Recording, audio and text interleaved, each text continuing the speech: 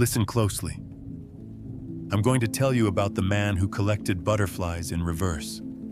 In Prague, 1894, there lived a lepidopterist who discovered something unsettling about his specimens. The rarest butterflies, the ones that drove collectors to madness and bankruptcy, were never the ones men caught with nets. They were the ones that landed, unbidden, on the shoulders of those who had stopped looking. He documented this phenomenon for 17 years before burning all his notes one humid August evening, leaving only a single line in his journal. Beauty arrives precisely when you stop begging for it. The candle on my desk flickers as I write this, casting shadows that dance like the ghosts of every man who ever prostrated himself before indifference. The wax pools and hardens,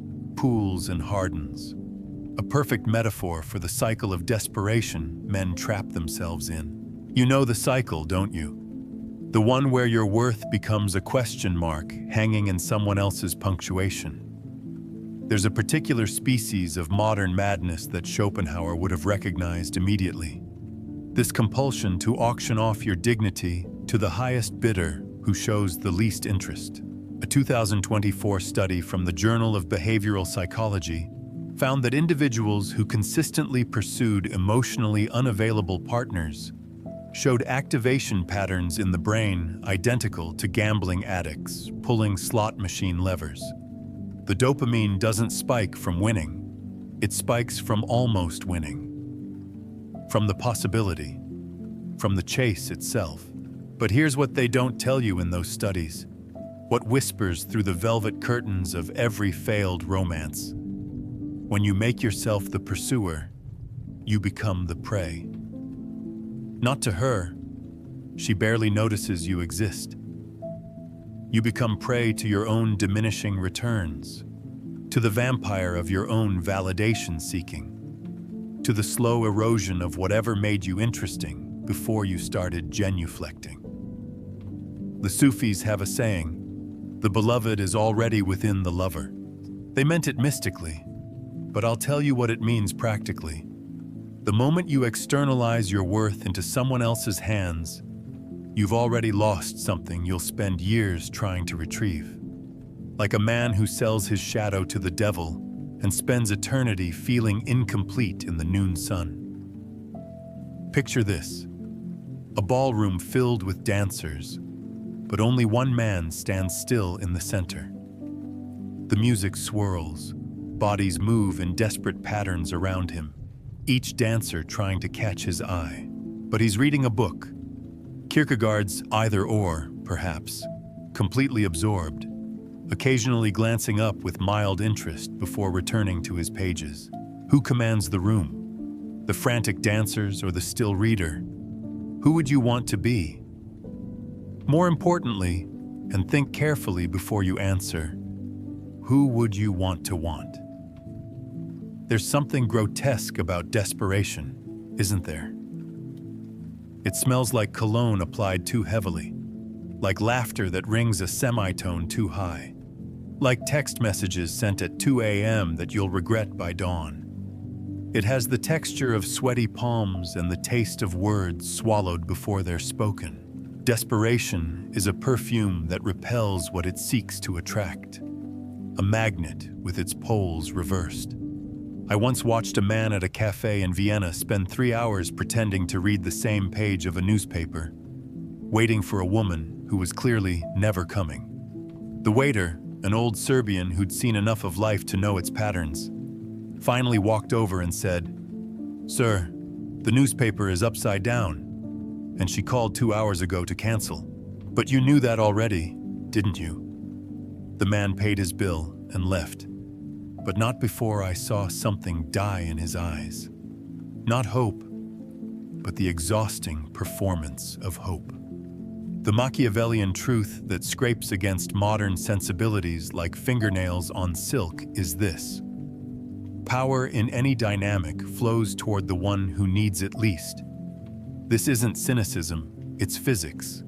Water flows downhill, heat transfers to cold, and attention, that most precious modern currency, flows toward those who've stopped begging for it with their emptied hands. Tell me something, and be honest, though honesty tastes like battery acid these days. When was the last time you were genuinely, magnetically drawn to someone who was obviously desperate for your approval? When did neediness ever smell like anything other than decay?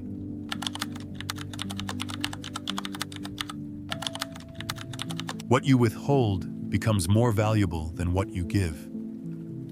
There's a monastery in Tibet where the monks practice a peculiar form of meditation. They sit facing elaborate sand mandalas, geometric patterns that took months to create. And instead of contemplating them, they close their eyes. The teaching? What you refuse to look at looks at you.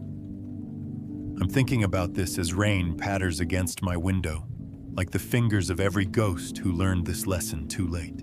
The glass fogs with my breath, and I write a name in the condensation, then watch it fade. This is the second truth, the one that tastes like iron and wine.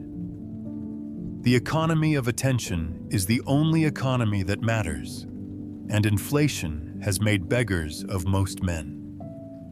You see, there was a duke in 16th century Florence who kept a private garden that no one, not even his wife, was permitted to enter.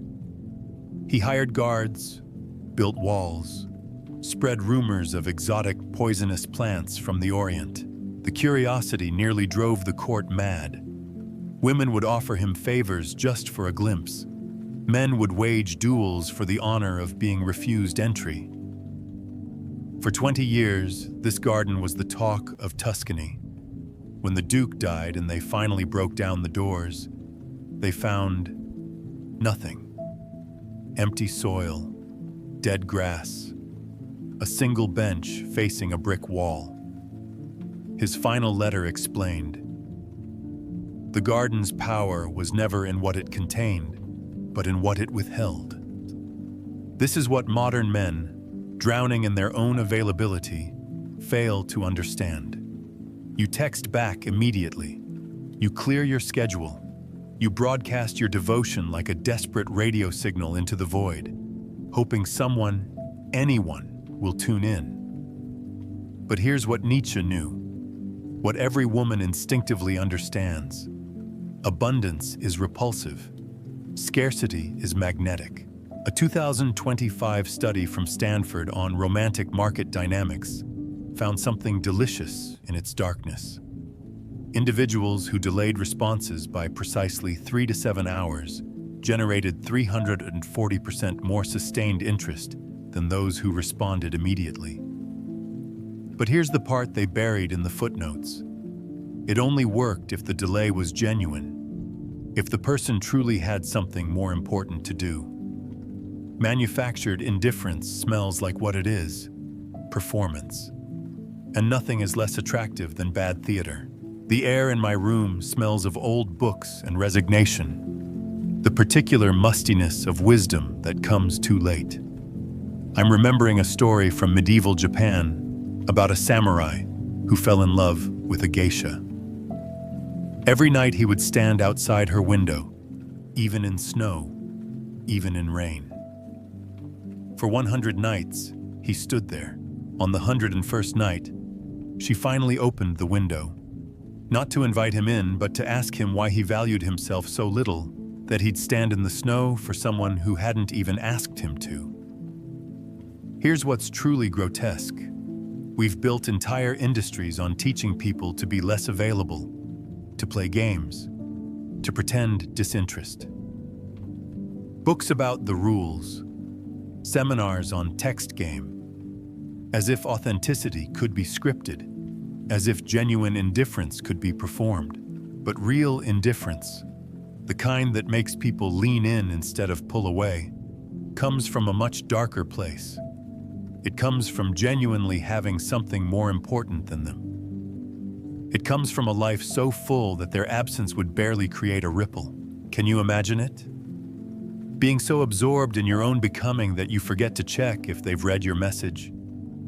being so deep in your own work, your art, your mission, your own labyrinthine inner world, that their attention becomes a pleasant surprise rather than a desperate necessity.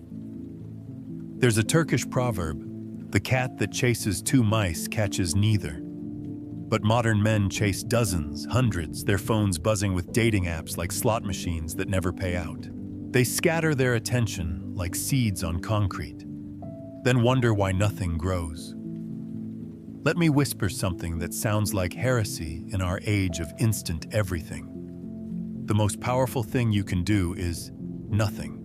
Stop initiating. Stop pursuing. Stop the frantic dance of availability. Build something, anything, that matters more to you than their validation. Become a cathedral of calculated indifference. Not because you're playing games, but because you're genuinely too busy becoming something magnificent to notice who's watching. The moss grows thickest on the stones that never move. The deepest wells are the ones rarely drawn from. And the people who captivate us most? They're the ones who seem perfectly content to exist without our gaze, like cats cleaning themselves in sunbeams, utterly complete in their solitude. Do you have the courage to stop performing your need? Or will you keep dancing for an audience that stopped watching 3 acts ago?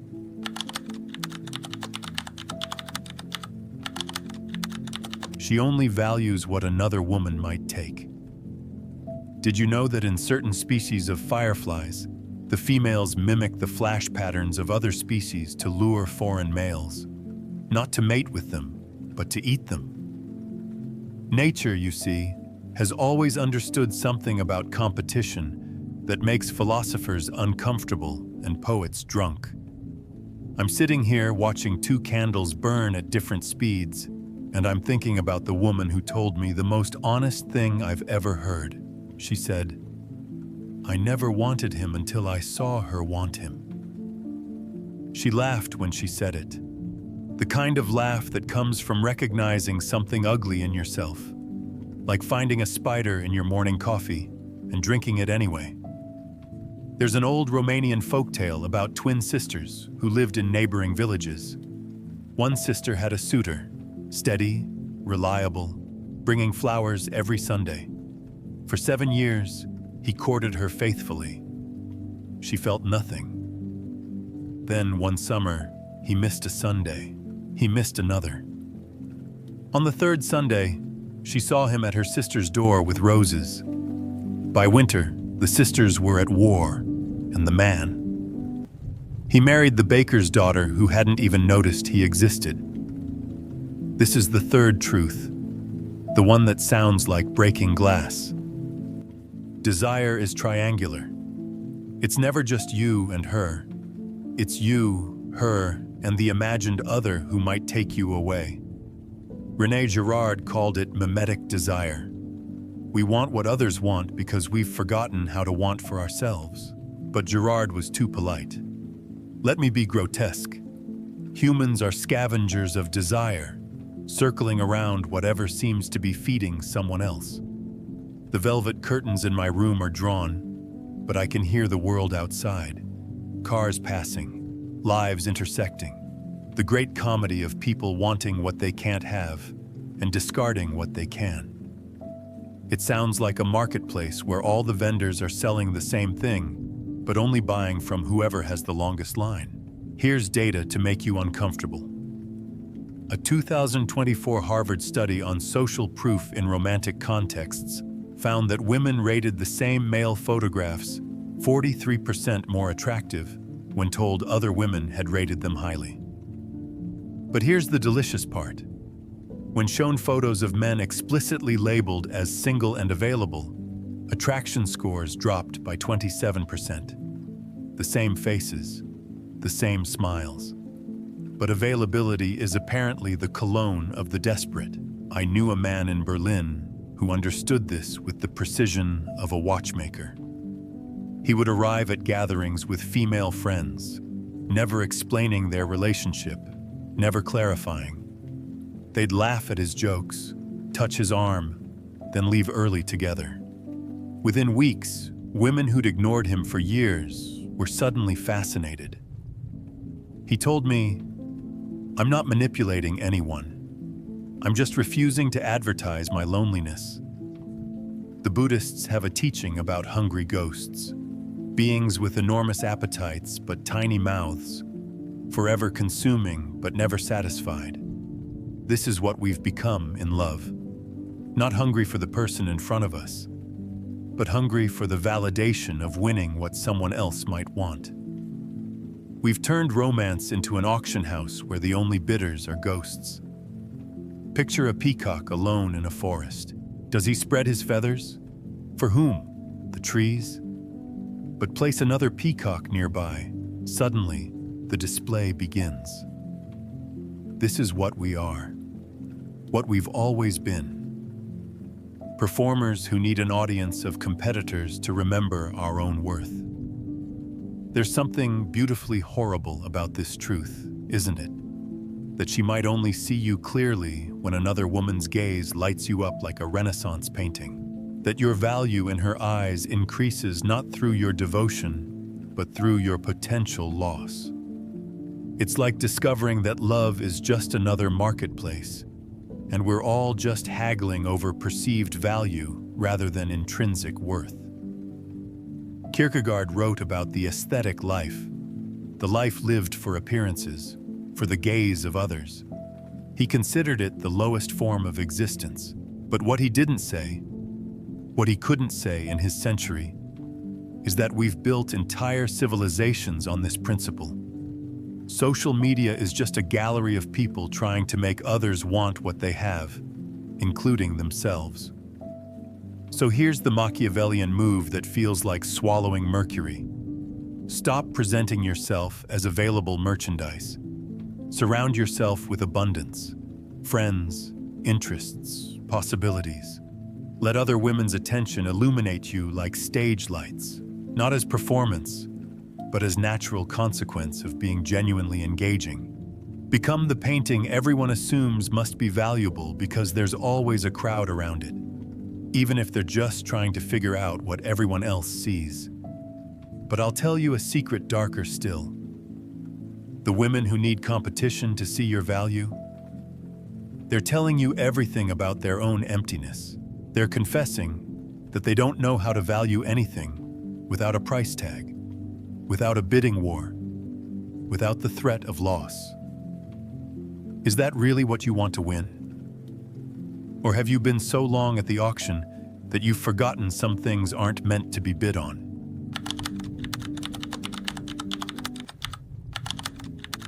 Absence is the only presence that matters. I once watched a master chess player win a tournament by touching fewer pieces than anyone else. While others frantically moved knights and bishops, he would sit back, light his pipe, and stare at the board for 20 minutes before moving a single pawn. His opponents would sweat, fidget, imagine threats that didn't exist.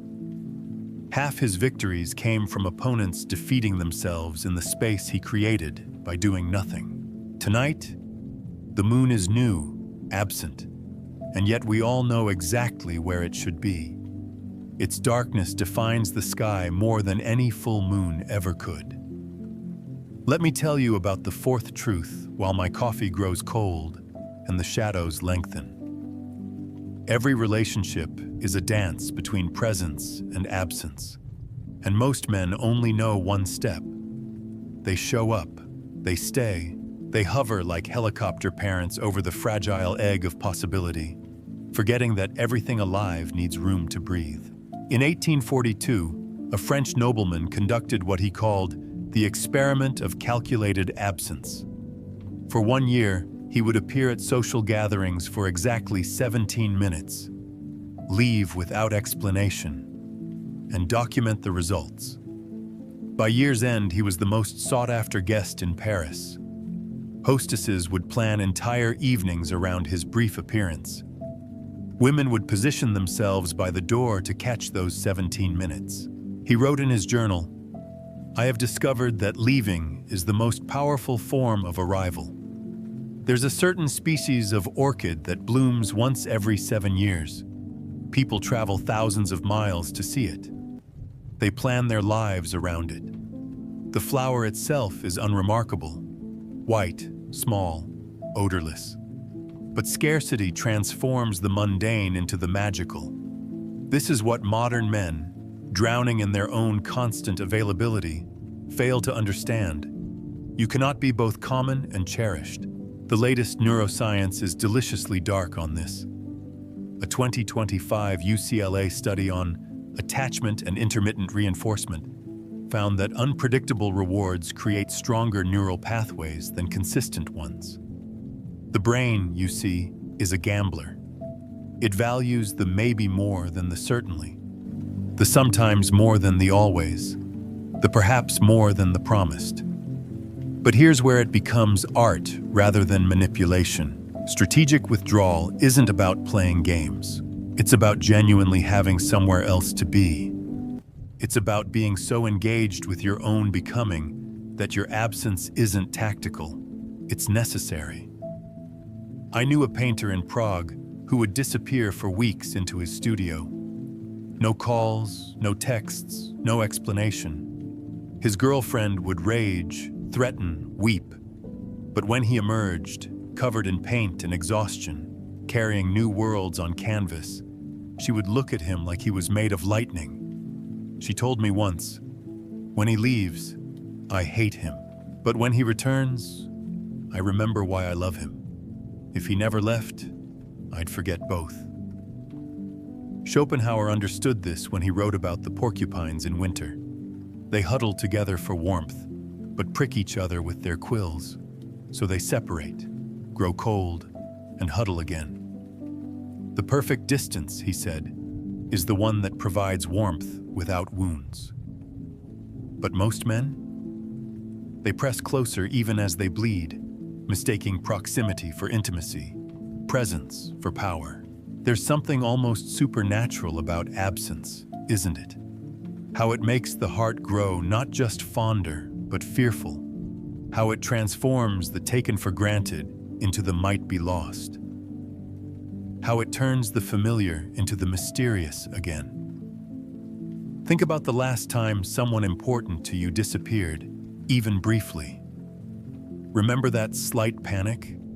That sudden inventory of all the things you never said? That's the alchemy. Absence transforms lead into gold, the ordinary into the essential. The Taoist masters had a saying, "The usefulness of a cup is in its emptiness." But we've become so afraid of emptiness, of space, of silence. We fill every gap with text messages, every pause with reassurance, every absence with frantic presence. We've forgotten that music is as much about the silence between notes as the notes themselves. Here's the razor's edge you must walk. Withdraw too much, and you become a ghost. Too little, and you become furniture. The art is in the rhythm, presence that feels like a gift, absence that feels like a question mark. But I'll tell you what's truly dark about this truth. It works because we're all fundamentally afraid of being alone. When someone withdraws, we're forced to confront that fear. We fill their absence with imagination, with projection, with idealization. We literally love the space they've left more than the person they were. So let me ask you something unsettling. Do you have the strength to disappear? Not to punish or manipulate, but because you have depths to explore that have nothing to do with them. Can you become so fascinating to yourself that your absence becomes a presence they can't ignore? Or will you keep showing up, reliable as sunrise, forgettable as wallpaper, wondering why no one notices you anymore?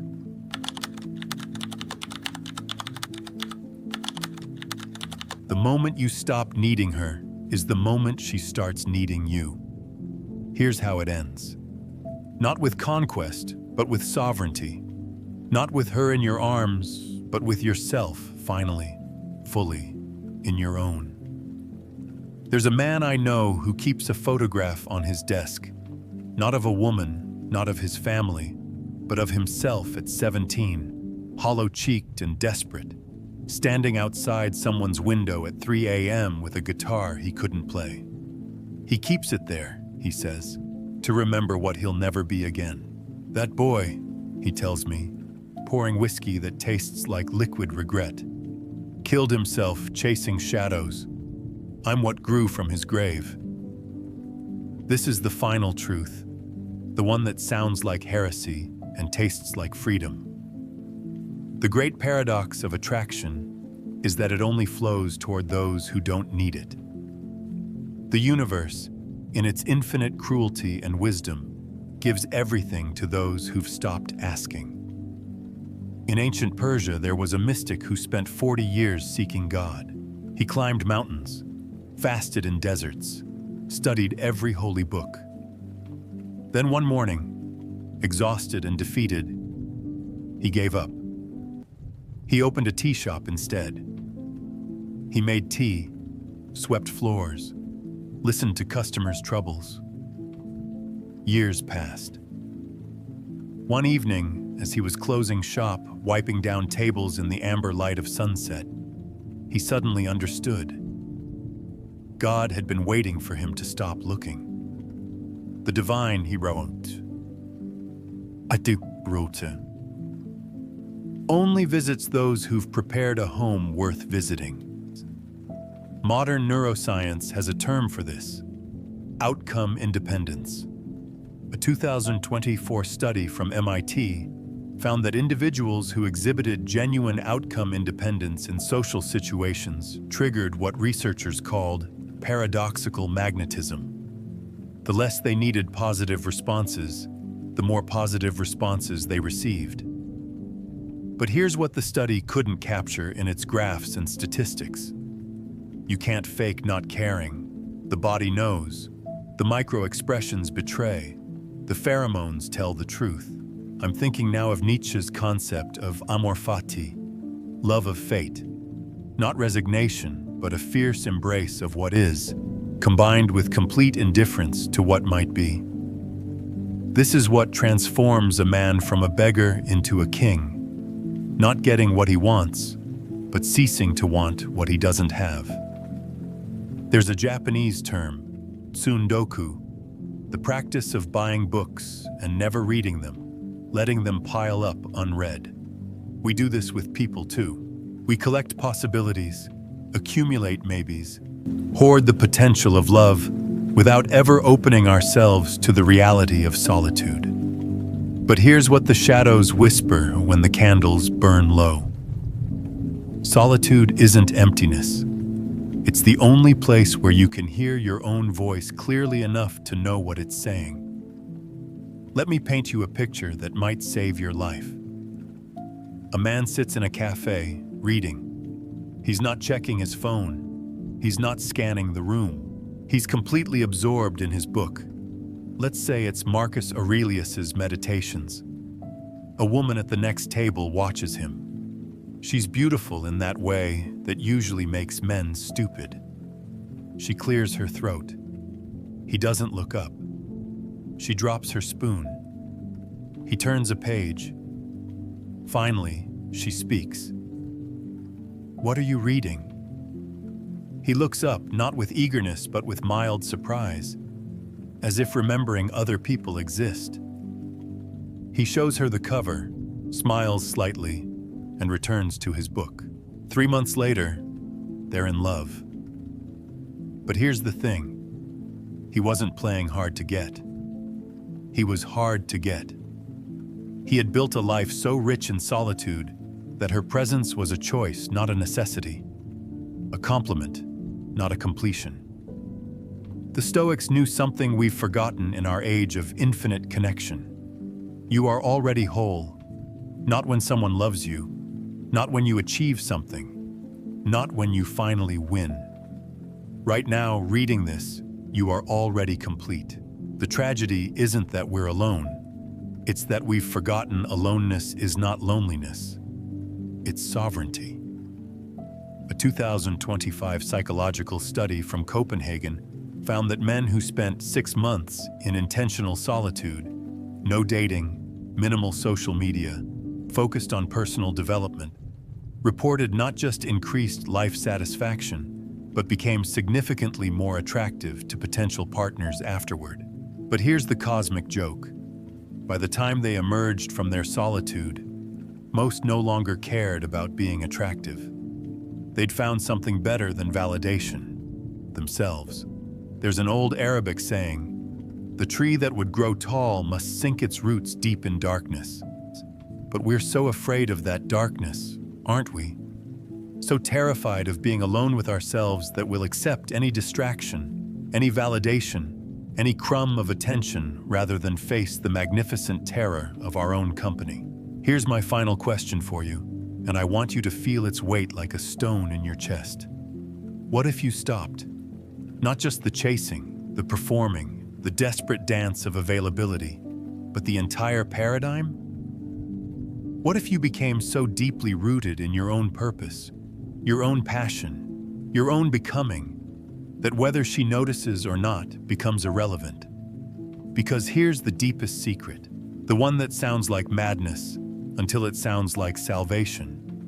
The moment you genuinely stop needing her validation is the precise moment you become worthy of it. But by then, and this is the beautiful tragedy of it all, you won't care anymore. You'll be too busy being magnificent.